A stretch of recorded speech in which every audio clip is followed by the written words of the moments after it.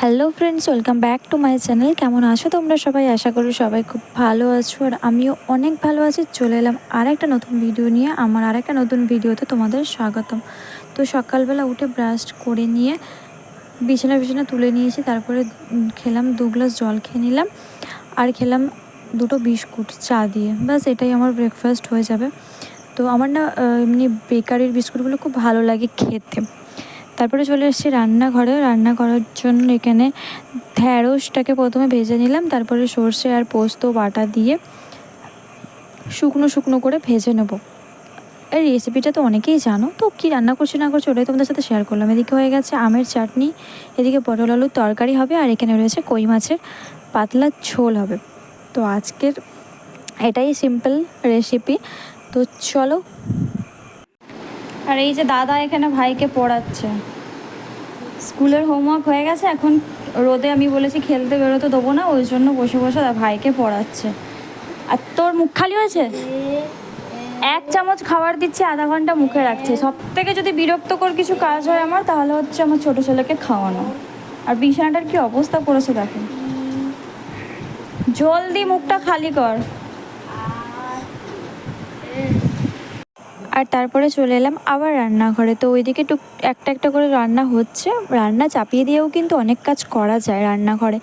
তো কয়েকদিন ধরে তো স্কুলে যাচ্ছিলাম ছোটো ছেলেকে নিয়ে, যার কারণে ঘরে কাজ বাজ সেরকম কিছু হচ্ছিল না। তো ভাবলাম আজকে, এখন তো ছুটি পড়ে গেছে, গরমের ছুটি।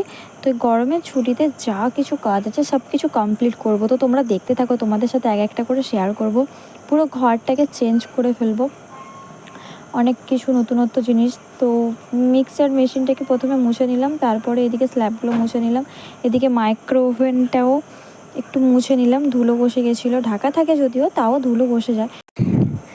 তো এদিকে যাই হোক, স্ল্যাবগুলো পরিষ্কার করে সব কিছু ধুয়ে মুছে পরিষ্কার করে নিলাম। রান্নাবান্নাও শেষ, রান্নাঘর পুরো কমপ্লিট। আর এই ছোট্ট ঝুড়িটা এখানে ছোটো ছোটো যে একটু বাসন হয় না, তো ওইগুলো এখানে রাখি, আর এই দিক দিয়ে জলটা বেসিনে পড়ে, রান্নাঘরটা পুরো ভেজে না। তো এই ঝুড়িটা খুব ভালো, যদি কেউ কিনতে চাও অনলাইনে তোমরা অবশ্যই পেয়ে যাবে, বাট আমি দোকান থেকেই নিয়েছি। তো যাই হোক, চলো রান্নাবান্না শেষ। তো রান্নাবান্না শেষ করে খাওয়া দাওয়া শেষ করে ছেলেদেরকে ঘুম পাড়িয়ে দিলাম। তারপরে আমি যাচ্ছি একটু ফেসিয়াল করতে। অনেকদিন, প্রায় 2 মাস হয়ে গেছে কিছু করা হয়নি। তো ভুরুগুলোর অবস্থা দেখতে পাচ্ছ, পুরো জঙ্গল হয়ে গেছে।